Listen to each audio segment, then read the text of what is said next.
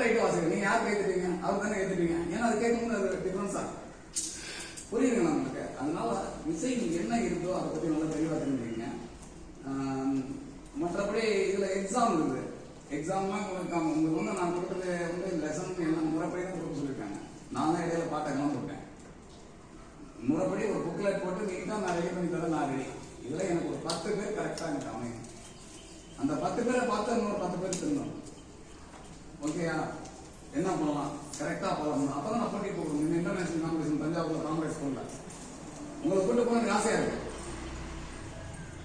முதல்ல கொண்டு போயிட்டு நான் பின்னாடி வந்து முதல்ல சாலை எடுத்துக்குவாங்க. அதுக்கு இன்னொரு விஷயம் பின்னாடி எடுத்துட்டு பல தடவை திட்டுவாங்க. புரியுதுங்களாம்மா? அதனால வந்து கொஞ்சம் நல்லா கத்துக்கணும். ஓகேங்களா? என்னால முடிஞ்ச அளவுக்கு நான் பொறுமையா சொல்லிட்டேன். கோவம் வந்து என்னால் கண்ட்ரோல் பண்ண முடியாது. அது இயற்கையாக அமைஞ்சு போச்சு.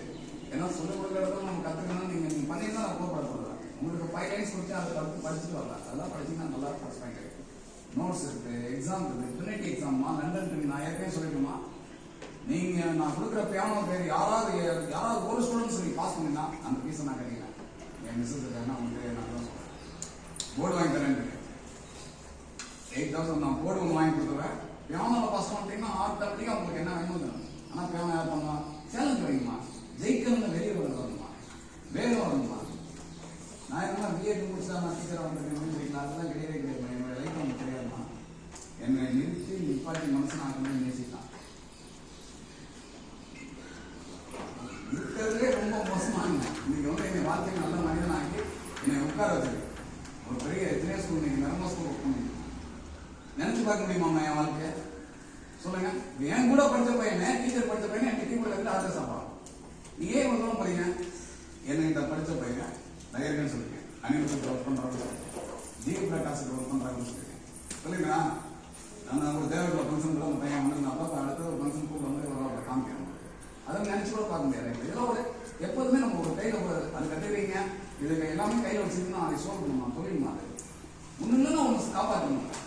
அதனால நம்ம ஸ்கூல்ல கிடைக்கும் போது நம்ம ஸ்கூல் மூலமா அவங்க எவ்வளவு சப்போர்ட் பண்றாங்க. இதுக்கப்புறம் நான் ஸ்கூல்ல சொன்னேன், எனக்கு சார் வந்து இன்சார்ஜ் எனக்கு நான் இன்னைக்கு ஸ்கூல் போனேன் போது சார் இன்சார்ஜ் ரெடி பண்ணி கொடுத்துருங்க. அந்த மாதிரி இருந்தால் பார்க்கலாமா, இல்லாட்டி வேணாமா வேணாமா. நான் ஒரு ஸ்கூல் போகவே மாட்டேன். என்னை அனுப்பிச்சிருக்காங்களா அவங்க வந்து சொன்னாங்க வார்த்தை மீற மாட்டேன். அதனாலதான் இல்லாட்டி வேணாம் பண்ணுவேன். நான் கத்துக்கலாம் போகவே மாட்டேன். சம்பளத்துக்கெல்லாம் ஆசைப்பட்டுலாம் செய்ய மாட்டேன். கரெக்டா பர்ஃபெக்டா இருக்கு. ஜெயிக்கணும், வேக இருக்கணும், வெறித்தனம் இருக்கணும். நீங்க எவ்வளவு தூரம் இருக்கீங்க அவங்களுக்கு நான் சொல்லிக் கொடுக்கணும். கையை பிடிச்சி அவங்க என் கேட்டா நான் சொல்லிக் கொடுக்கணும். ப்ராக்டிஸ் பண்ணி வச்சுருக்கேன். என் பையன் கேட்டா சொல்லிக் கொடுக்கணும். ப்ராக்டிஸ் பண்ணி வச்சுருக்கேன். என் பையன் கலெக்டர் போய் நிரம்ப போய்